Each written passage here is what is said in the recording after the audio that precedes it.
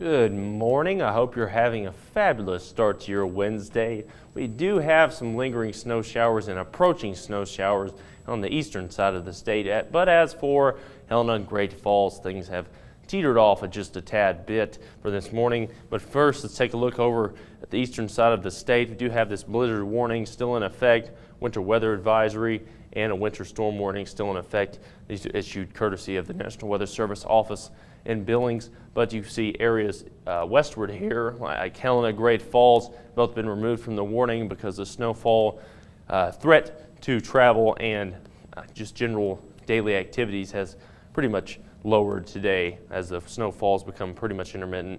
But here's some snowfalls from yesterday and a little bit over the past 24 hours. Tobacco Roots got up to 47 inches in place. That's some heavy snow for mid-April.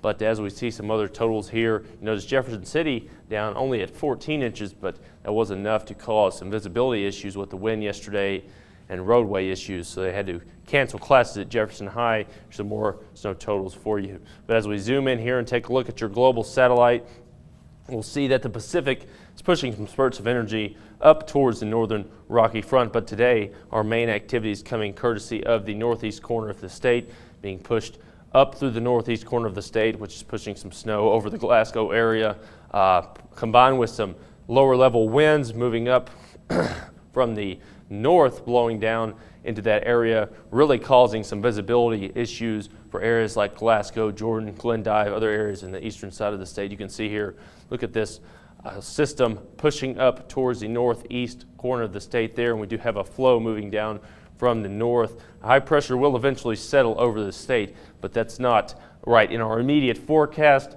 When we take a look across the country, we see some showers moving up through Nebraska towards Illinois and some showers moving through the southeast, some convective system moving through north Mississippi, and Mississippi really under the gun today. Central to south Mississippi under the gun for some severe weather later on this evening. But to take a look at the snowfall, like I mentioned moments ago, pretty much intermittent right now across the state.